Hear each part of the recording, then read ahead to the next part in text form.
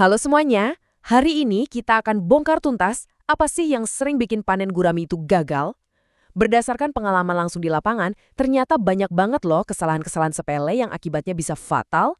Anggap saja ini panduan bertahan hidup buat Anda yang mau sukses ternak gurami. Pernah nggak sih ngalamin kayak gini?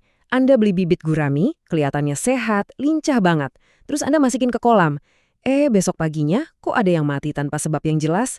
Ini benar-benar bikin frustrasi kan? Dan sering banget bikin pemula langsung nyerah. Tapi tenang, kabar baiknya ini semua bukan misteri kok. Penyebabnya itu seringkali cuma karena serangkaian kesalahan kecil yang sebenarnya gampang banget dihindari. Yuk kita kupas tuntas satu persatu biar Anda bisa langsung praktek dan terhindar dari kerugian. Oke, pembahasan kita bakal dibagi jadi 4 bagian utama. Kita mulai dari persiapan kolam sebelum ikannya datang, terus proses perkenalan yang krusial banget, lanjut ke rutinitas harian buat jaga kesehatan ikan, dan terakhir, cara nanganin situasi darurat. Oke, kita masuk ke bagian pertama, persiapan. Nah, ini adalah fondasinya. Kunci sukses budidaya gurami itu justru dimulai jauh sebelum ikannya dibeli dan datang ke rumah Anda. Ini dia kesalahan paling awal dan paling umum. Pakai air baru, langsung cemplungin ikan. Padahal solusinya gampang banget. Isi kolam, kasih garam ikan, terus diamkan. Proses pengendapan ini wajib hukumnya ya, bukan cuma pilihan. Jadi gini, poin pentingnya, kalau Anda pakai air PDAM atau air keran, itu wajib kudu harus diendapkan dulu. Kenapa? Karena klorin di dalamnya itu racun banget buat ikan. Nah, meskipun air sumur lebih aman, mendiamkannya dulu itu tetap langkah terbaik buat menstabilkan kondisi air. Dan ingat, aturan ini berlaku bukan cuma pas ngisi kolam pertama kali, tapi setiap kali Anda ganti air. Oke, lanjut ke bagian 2.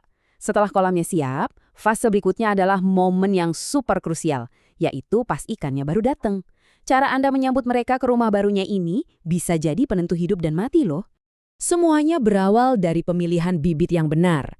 Ingat, gurami itu secara alami sukanya main di dasar kolam.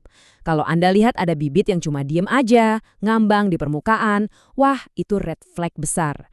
Kemungkinan besar dia lagi stres atau sakit, dan kecil harapannya buat bertahan. Pokoknya pilih yang lincah di dasar. Selanjutnya, ada satu istilah yang wajib banget Anda tahu, aklimatisasi. Simpelnya, ini proses penyesuaian suhu. Perubahan suhu yang mendadak dari kantong plastik ke kolam itu bikin ikan shock berat. Ikan yang stres nggak bakal mau makan. Dan ujung-ujungnya mati. Jadi jangan pernah lewatkan langkah ini. Nah, ini nih tips yang mungkin kedengerannya aneh, tapi penting banget. Setelah bibitnya masuk kolam, tahan dulu jangan langsung dikasih makan. Mereka itu baru aja selesai perjalanan panjang yang bikin stres. Kasih mereka waktu buat napas dulu. Puasa setidaknya setengah hari atau bahkan sampai besok paginya, biar mereka pulih.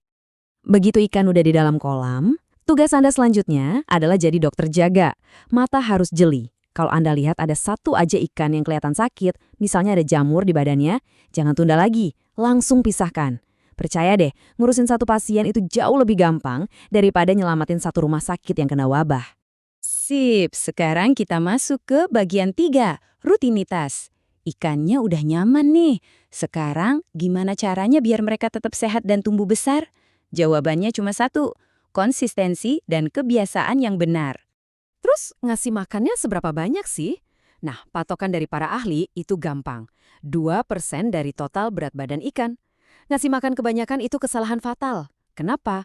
Karena sisa pakan yang nggak kemakan itu bakal membusuk, jadi racun amonia, dan bisa membunuh semua ikan Anda. Biar pertumbuhannya makin ngebut, jangan lupa kasih camilan. Gurami itu doyan banget sama yang ijo-ijo, kayak daun talas atau daun pepaya. Coba deh kasih ini di siang hari, di antara jadwal makan pelet pagi dan sore. Dijamin pertumbuhannya bisa lebih cepat.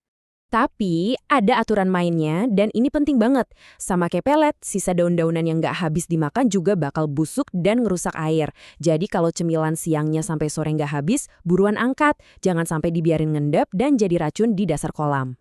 Nah, ini juga sering salah kaprah nih. Banyak yang nyamain gurami sama nila, padahal beda banget. Gurami itu karakternya unik. Dia itu anak rumahan yang sukanya air tenang, adem ayem. Kalau Anda pasang pompa atau aerator, bukannya senang, dia malah bisa stres. Jadi biarin aja air kolamnya tenang. Karena kolam kita itu sistem tertutup, kotoran ikan lama-lama pasti numpuk. Makanya ada satu rutinitas yang nggak bisa ditawar, ganti air setiap minggu. Cukup ganti sekitar 30-50% aja pakai air yang udah diendapin, dan jangan lupa tambahin lagi garam ikan buat jaga-jaga dari bakteri. Oke, kita sampai di bagian terakhir, dan ini bagian yang paling menegangkan, keadaan darurat.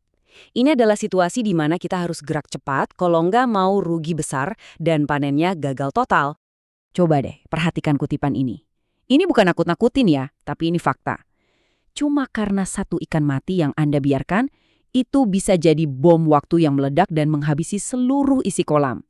Bahayanya itu nyata, jadi harus ditangani secepatnya. Oke, jadi apa yang harus kita lakuin? Ada 2 skenario. Skenario 1, Anda nemu ikan mati tapi badannya masih bagus. Gampang, tinggal angkat aja, beres. Tapi, skenario 2, nah ini kode merah. Kalau ikannya udah mulai bau, udah lembek, itu artinya air kolam Anda udah jadi racun. Anda harus gerak cepat, kuras dan ganti air dalam jumlah besar buat nyelamatin ikan yang lain. Keadaan darurat terakhir, penyebabnya mungkin nggak Anda duga, hujan deras.